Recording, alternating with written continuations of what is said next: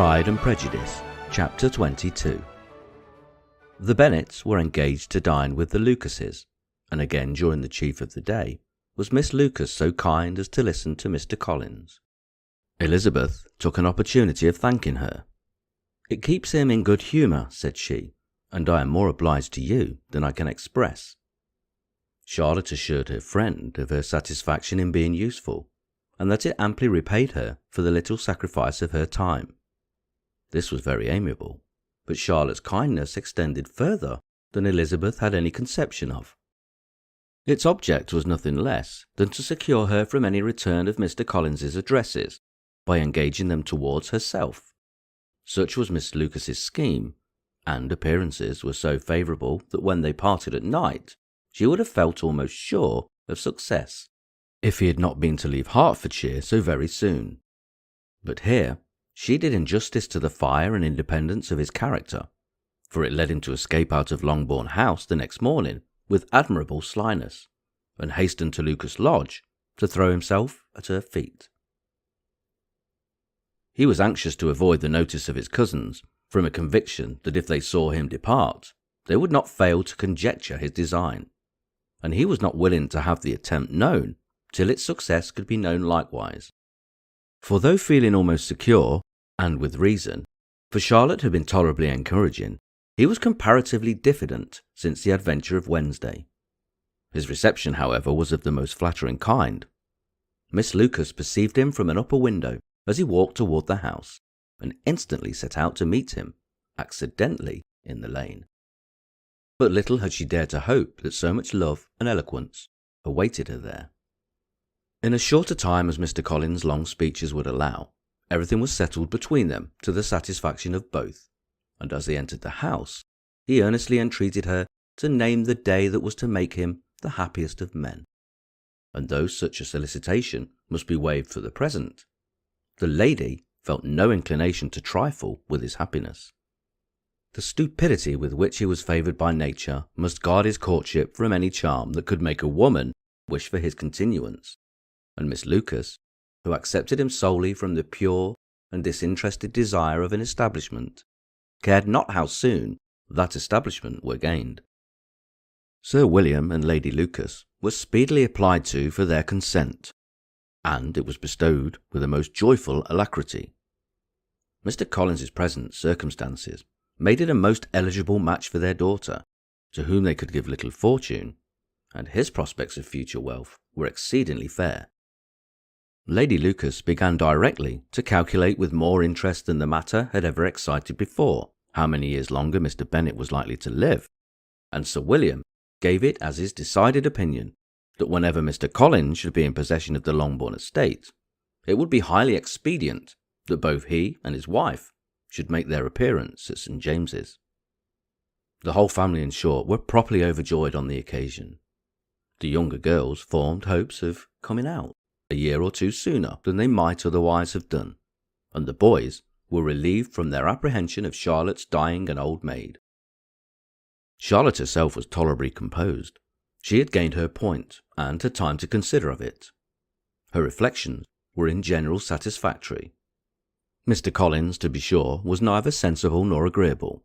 His society was irksome, and his attachment to her must be imaginary, but still he would be her husband. Without thinking highly either of men or of matrimony, marriage had always been her object. It was the only honourable provision for well-educated young women of small fortune, and however uncertain of giving happiness, must be their pleasantest preservative from want. This preservative she had now obtained, and at the age of 27, without having ever been handsome, she felt all the good luck of it. The least agreeable circumstance in the business was the surprise it must occasion to Elizabeth Bennet, whose friendship she valued beyond that of any other person. Elizabeth would wonder, and probably would blame her, and though her resolution was not to be shaken, her feelings must be hurt by such disapprobation. She resolved to give her the information herself, and therefore charged Mr. Collins, when he returned to Longbourn to dinner, to drop no hint of what had passed before any of the family. A promise of secrecy was, of course, very dutifully given, but it could not be kept without difficulty. for the curiosity excited by his long absence burst forth in such very direct questions on his return, as required some ingenuity to evade, and he was at the same time exercising great self-denial, for he was longing to publish his prosperous love. As he was to begin his journey too early on the morrow to see any of the family, the ceremony of leave-taking was performed when the ladies moved for the night, and Mrs. Bennet, with great politeness and cordiality, said how happy they should be to see him at Longbourn again, whenever his other engagements might allow him to visit them. "My dear madam," he replied, "this invitation is particularly gratifying, because it is what I have been hoping to receive, and you may be very certain that I shall avail myself of it as soon as possible." They were all astonished, and Mr. Bennet, who could by no means wish for a speedier return, immediately said, "But is there not danger of Lady Catherine's disapprobation here, my good sir? You had better neglect your relations than run the risk of offending your patroness." "My dear sir," replied Mr. Collins, "I am particularly obliged to you for this friendly caution, and you may depend upon my not taking so material a step without her ladyship's concurrence. You cannot be too much on your guard. Risk anything rather than her displeasure, and if you find it likely to be raised by your coming to us again, which I should think exceedingly probable, stay quietly at home, and be satisfied that we shall take no offence. Believe me, my dear sir, my gratitude is warmly excited by such affectionate attention, and depend upon it, you will speedily receive from me a letter of thanks for this, as well as for every other mark of your regard during my stay in Hertfordshire. As for my fair cousins, though my absence may not be long enough to render it necessary, I shall now take the liberty of wishing them health and happiness, not excepting my cousin Elizabeth." With proper civilities the ladies then withdrew, all of them equally surprised to find that he meditated a quick return. Mr. Bennet wished to understand by it that he thought of paying his addresses to one of her younger girls, and Mary might have been prevailed on to accept him. She rated his abilities much higher than any of the others. There was a solidity in his reflections which often struck her, and though by no means so clever as herself, she thought that if he encouraged to read and improve himself by such an example as hers, he might become a very agreeable companion.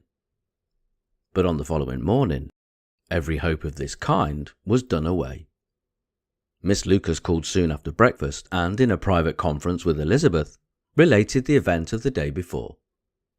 The possibility of Mr. Collins fancying himself in love with her friend had once occurred to Elizabeth within the last day or two, but that Charlotte could encourage him seemed almost as far from possibility as that she could encourage him herself, and her astonishment was consequently so great as to overcome at the first bounds of decorum, and she could not help crying out, "Engaged to Mr. Collins? My dear Charlotte, impossible!" The steady countenance which Miss Lucas had commanded in telling her story gave way to a momentary confusion, hereon receiving so direct a reproach, though, as it were no more than she expected, she soon regained her composure and calmly replied, "Why should you be so surprised, my dear Eliza? Do you think it incredible that Mr. Collins should be able to procure any woman's good opinion because he was not so happy as to succeed with you?" But Elizabeth had now recollected herself, and making a strong effort for it, was able to assure her with tolerable firmness that the prospects of their relationship was highly grateful to her, and that she wished her all imaginable happiness. "I see what you are feeling," replied Charlotte. "You must be surprised, very much surprised, so lately as Mr. Collins was wishing to marry you. But when you have had time to think it all over, I hope you will be satisfied with what I have done. I am not romantic, you know. I never was. I ask only a comfortable home, and considering Mr. Collins's character, connections, and situation in life, I am convinced that my chance of happiness with him is as fair as most people can boast on entering the marriage state."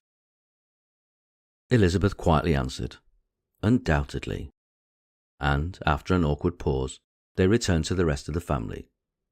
Charlotte did not stay much longer, and Elizabeth was then left to reflect on what she had heard.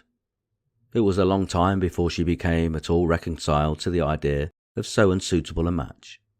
The strangeness of Mr. Collins making 2 offers of marriage within 3 days was nothing in comparison of his now being accepted. She had always felt that Charlotte's opinion of matrimony was not exactly like her own, but she could not have supposed it possible that when called into action, she would have sacrificed every better feeling to worldly advantage. Charlotte, the wife of Mr. Collins, was a most humiliating picture, and to the pang of a friend disgracing herself and sunk in her esteem was added the distressing conviction that it was impossible for that friend to be tolerably happy in the lot she had chosen.